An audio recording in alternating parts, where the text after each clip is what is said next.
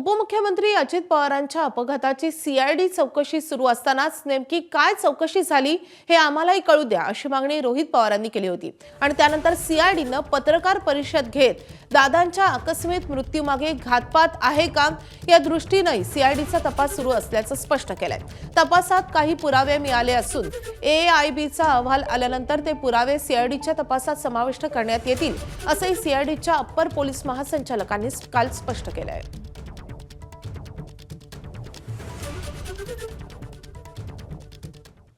तर अपघाताच्या या तपासावर जे सवाल उपस्थित केले जातात त्या संदर्भात सीआयडीनं नेमकं काय स्पष्टीकरण दिले ते पाहूयात।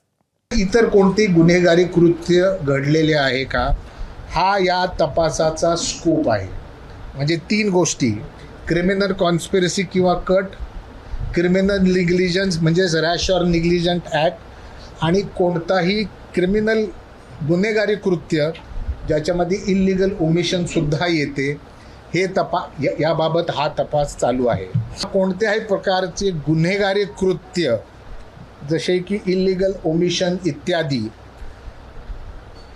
असे निष्पन्न झाल्यास यंत्रणा ही म्हणजे सीआयडी ही योग्य अशा कलमांखाली गुन्हा दाखल करून त्याचा उर्वरित तपास पूर्ण करून न्यायालयामध्ये अभियोग चालवण्याची तजवीज ठेवलेली आहे। तपास अतिशय योग्य दिशेने चाललेला आहे।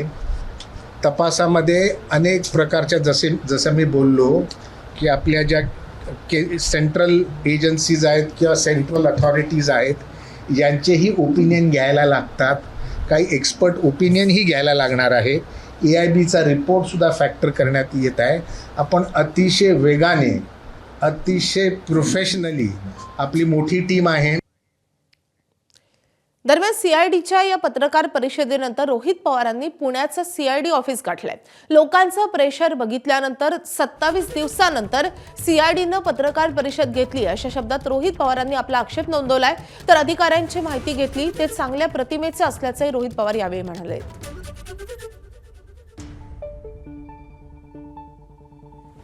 आणि सगळी इन्व्हेस्टिगेशन त्या ऍक्सिडेंट डेथ रिपोर्टच्या अनुषंगाने तिथं सुरू आहे। आता मग आमचं असं मत होतं की 24 तारखेला डीजीसीएचा रिपोर्ट आला, त्या रिपोर्टमध्ये व्हीएसआरला जबाबदार धरले। मग त्या रिपोर्टच्या अनुषंगाने तुम्ही आजपर्यंत जो दाद्याच्या बाबतीत एक सुद्धा एफआयआर नाही झाला, तो आमचा एफआयआर तुम्ही घ्या, पण कालही नाही घेतला, आजही नाही घेतला। आणि मग आम्ही पोलिसांशी बोलत असताना आम्हाला सांगण्यात आलं की सीआयडी तपास करते म्हणून आम्हाला त्या ठिकाणी तिथं एफआयआर घेता येत नाही।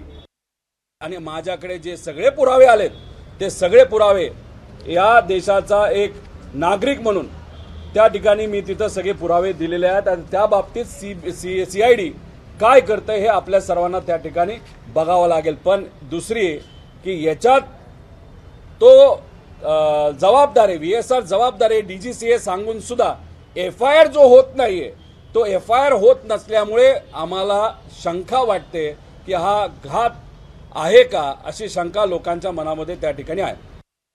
अधिकारी चांगले हे व्यक्तिगत लेवलला असू शकतात, त्यांचा पूर्वीचा अनुभव बघून त्या ठिकाणी असू शकतात, पण शेवटी या सर्व अधिकाऱ्यांना कोणाला तरी त्या ठिकाणी रिपोर्ट करावं लागतं। मी जे सातत्याने सांगतो, डीजीसीएला कोणतरी वाचवते, व्हीएसआरला कोणतरी वाचवते, फार मोठी व्यक्ती नाही तर अनेक व्यक्ती त्याच्या पाठीमागे आहेत, पुरावे अनेक दिलेत। मग ती मोठी व्यक्ती नाही तर अनेक व्यक्ती यांचं प्रेशर हे सीआयडीवर पण आहे का? कारण साधा आमचा एफआयआर जर दर्ज करून घेतला जात नसेल तर हे कुठेही प्रेशर शिवाय होत नसतं। तर सुनील तटकरेंनी या सगळ्या प्रकरणी नेमकं काय म्हटलंय ते देखील पाहूयात। वहिनींच्या नेतृत्वाखाली भुजबळ साहेब, सुनील तटकरे, मुशीफ आणि प्रफुल्लभाई आम्ही मुख्यमंत्र्यांना भेटलो आणि आम्ही सीबीआयच्या चौकशीची मागणी केली।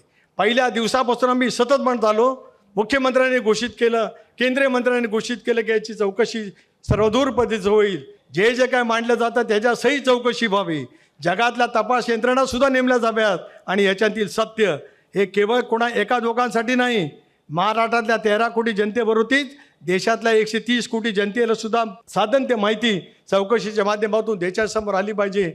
स्वच्छपणाची भूमिका पहिल्या दिवसापासून घेतली. मला एका गोष्टीचं शल्य आणि दुःख वाटतं.